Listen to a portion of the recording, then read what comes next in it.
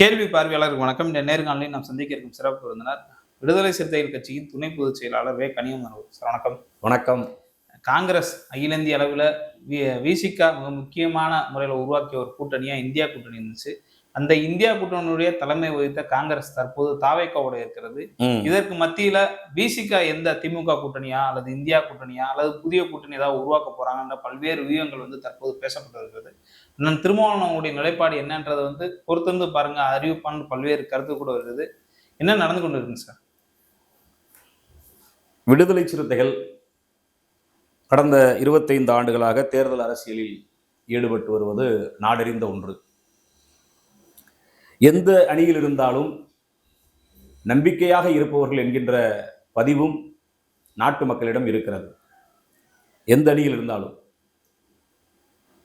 இன்றைக்கு தாவேகாவிற்கு ஆதரவு கொடுத்திருக்கிறோம்.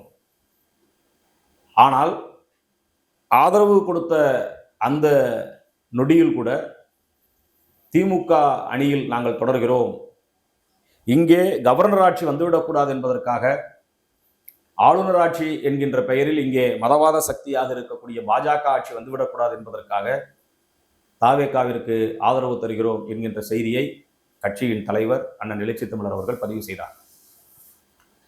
அப்போது ஒரு கேள்வி, மிக முக்கியமான கேள்வி உங்களுக்கு எழுந்தது போல் அனைவருக்கும் எழுவதற்கு வாய்ப்பு இருக்கிறது. கேட்டுக்கொண்டிருக்கிறார்கள், எல்லாருமே கேட்குறாங்க. இந்தியா கூட்டணியில் முக்கியமான கட்சி திமுக.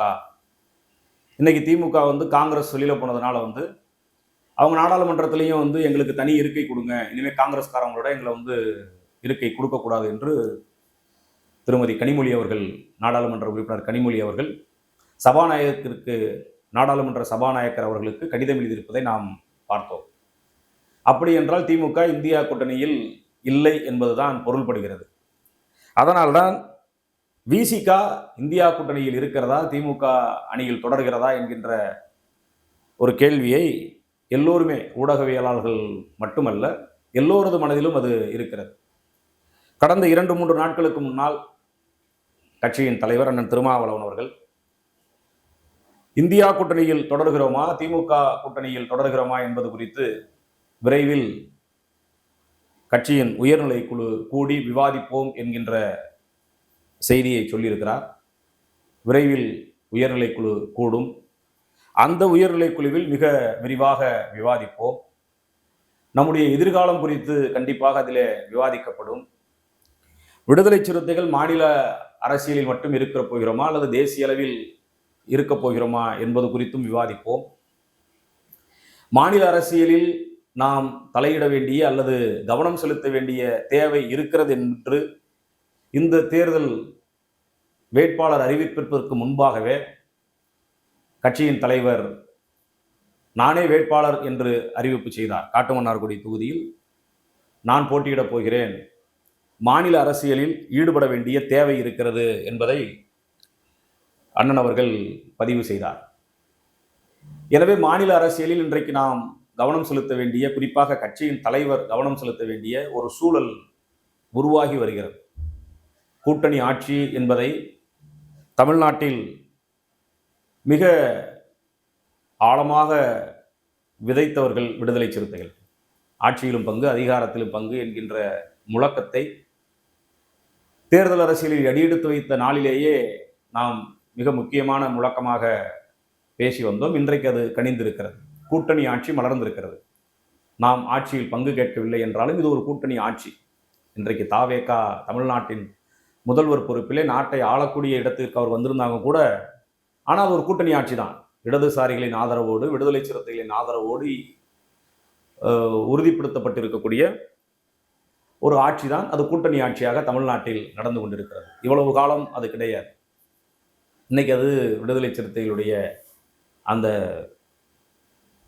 கொள்கைக்கு அல்லது விடுதலை சிறுத்தைகள் எடுத்து வைத்த அந்த அரசியலுக்கு கிடைத்திருக்கக்கூடிய வெற்றியாகவே அதை பார்க்கிறோம். எதிர்காலத்தில் இன்னும் 5 ஆண்டுகள் கழித்து வரக்கூடிய சட்டமன்ற பொதுத் தேர்தலில் ஆட்சியிலும் பங்கு, அதிகாரத்திலும் பங்கு என்கின்ற அளவிற்கு எம்முடைய கருத்து வீரியம் பெறும். இப்ப திமுக வெற்றி அடையும் என்கின்ற நம்பிக்கை எமக்கு இருக்கிறது. ஏன்னா இவ்வளவு காலம், ஏறத்தாழ 50-60 ஆண்டுகள் தமிழக மண்ணில் இல்லாத அரசியல் இந்த 2026 நடைமுறைக்கு வந்திருக்கிறது. 31 கண்டிப்பாக ஆட்சியிலும் பங்கு, அதிகாரத்திலும் பங்கு, கூட்டணி ஆட்சி என்கின்ற நிலை வரும் என்கின்ற நம்பிக்கை விடுதலை சிறுத்தைகளுக்கு இருக்கிறது. ஏன்னா நம்ம நெடுங்காலமா சொல்லிட்டே வர்றோம், காலம் கனியும் சொல்லிட்டு வர்றோம். 2026 ஒரு ஒரு அந்த அரசியலுக்கு ஒரு வெற்றி கிடைத்திருக்கிறதாகவே கருதுறோம். வெற்றியே கிடைச்சிருக்குது, கூட்டணி ஆட்சி வளர்ந்துருக்குது.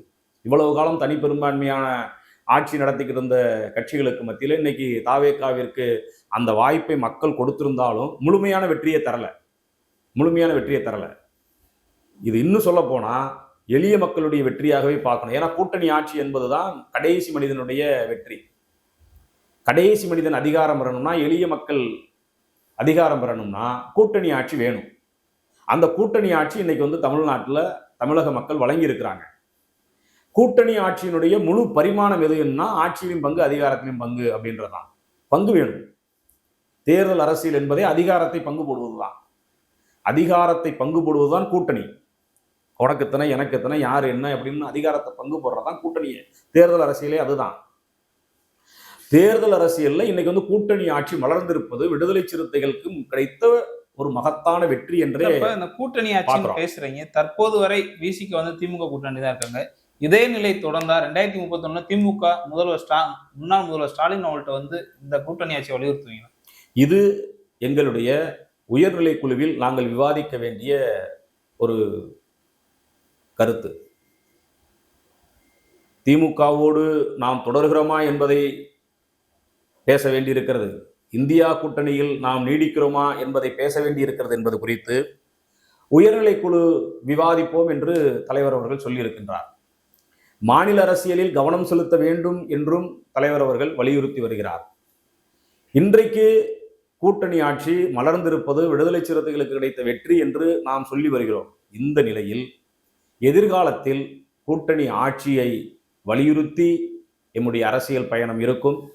ஆட்சியிலும் பங்கு, அதிகாரத்திலும் பங்கு என்கின்ற இந்த முழக்கத்தை இன்னும் வலிமை பெறுவதற்கான சூழலை உருவாக்குவதற்கான எம்முடைய பயணமும் தொடரும். அதற்கான வேலை திட்டங்களை எங்களது உயர்நிலை குழுவில் நாங்கள் செயல் திட்டமாக வடிவமைப்போம். அதற்கு ஏற்றாற்போல் மக்களிடம் இந்த கருத்தியலை எடுத்து செல்வோம். இப்ப விஜய் அவர்கள், தமிழ்நாடு முதலமைச்சர் விஜய் அவர்கள் கூட நான் ஆட்சியில் பங்கு தரேன், இன்னைக்கு நிலைமைக்கு விசிக கேட்டா கூட அமைச்சர் பதவி கொடுக்க தயாரா இருக்காங்க. ஒருவேளை தாவேகாவோட தொடர்புக்கான ஏதாவது திட்டமிடல் இருக்கா? ரகசியம் தாவேகா தேர்தலுக்கு முன்பே சொன்னது. தாவேகா இந்த தேர்தல் தேதி அறிவிப்பதற்கு முன்பாகவே அவர்கள் ஒரு கட்சியை ஆரம்பித்த உடனேயே திரு விஜய் அவர்கள் வெளிப்படையாகவே அறிவித்தார், ஆட்சியிலும் பங்கு தருகிறேன், அதிகாரத்திலும் பங்கு தருகிறேன், வாருங்கள் என்று. நாம் இங்கே போனால் கிடைக்குமா, அங்கே போனால் கிடைக்குமா என்று அலையக்கூடிய சாதாரண ஒரு அரசியல் கட்சியினுடைய அமைப்பு போல் விசிக கிடையாது. விசிக எந்த முடிவெடுத்தாலும் அதிலே மிக தெளிவாக, மிக கவனமாக மக்களின் நலன் சார்ந்து, அதான் ரொம்ப ரொம்ப முக்கியமானது, மக்களின் நலன் சார்ந்து எடுக்கக்கூடிய ஒரு கட்சியின் தலைவரை பெற்றிருக்கக்கூடிய பேரமைப்பு விடுதலை சிறுத்தைகள் கட்சி. இன்றைக்கும் கூட்டணி ஆட்சி நாங்கள் ஆதரவு தர வேண்டும் என்றால், நீங்கள் எங்களுக்கு அமைச்சர் பதவி தர வேண்டும் என்றால் அதை தருவதற்கு தயாராக இருக்கிறார்கள். அதை தருவதற்கு அவர்கள் 100 விழுக்காடு சரி என்றே சொல்கிறார்கள். ஆனாலும் நாம் யோசிக்கிறோம், நாம் நிதானமாக முடிவெடுப்போம் என்று, நிபந்தனையற்ற ஆதரவு என்று நாம் சொல்லியிருக்கிறோம். இந்த உயர்நிலை குழு கூடுவதற்கு முன்பாகவே கட்சித் தலைவர் அண்ணன் திருமாவளவன் அவர்கள் என்ன சொன்னார் அவர்கள், இடதுசாரிகளுடைய முடிவு ஒட்டியே எம்முடைய முடிவு இருக்கும் என்று அறிவிப்பு செய்தார். ஏனென்றால் அவர்களோடு தேர்தல் அரசியல் களத்திலும் அல்லது சமூக விடுதலைக்கான அரசியல் தளத்திலும் இணைந்து பணியாற்றி வருகிறோம். மக்கள் நலன் சார்ந்து மக்கள் விரோத நடவடிக்கைகளில் ஈடுபடக்கூடிய அரசுகளை கண்டிக்கக்கூடிய வேலையாக இருந்தாலும் இடதுசாரிகளோடு விடுதலை சிறுத்தைகள் இணைந்து ஒரு இடதுசாரி இயக்கமாகவே பயணித்து வருகிறோம். அதனால் அமைச்சர் பதவி கிடைக்கிறது அல்லது ஆட்சியிலே பங்கு தருகிறார்கள் என்பதற்காக உடனடியாக அதிலே போய் நிற்கக்கூடிய ஒரு அமைப்பாக விடுதலை சிறுத்தைகள் கட்சி இருக்காது. ஏனென்றால் அப்படிப்பட்ட ஒரு சூழல், கனியும் காலம் இன்னும் இருக்கிறது என்று நாங்கள் கருதுகிறோம்.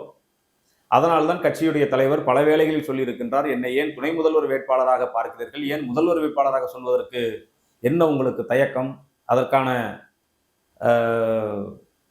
ஆளுமை இல்லாதவரா நான் என்கின்ற வினாக்களை எல்லாம் பல சொல்லில் பேசி வருகிறார். எனவே எதிர்வரும் காலங்களில் விடுதலை சிறுத்தைகள் விதைத்திருக்கக்கூடிய இந்த ஆட்சியிலும் பங்கு, அதிகாரத்திலும் பங்கு என்பது கடைசி மனிதனுக்கான ஜனநாயகமாய், எளிய மக்களுக்கான அதிகாரமாய் கண்டிப்பாக தமிழக மண்ணில் எழுச்சி பெறும் என்கின்ற நம்பிக்கையோடு இந்த களத்தில் பணி செய்வோம். ஓகே சார், நன்றி. நன்றி.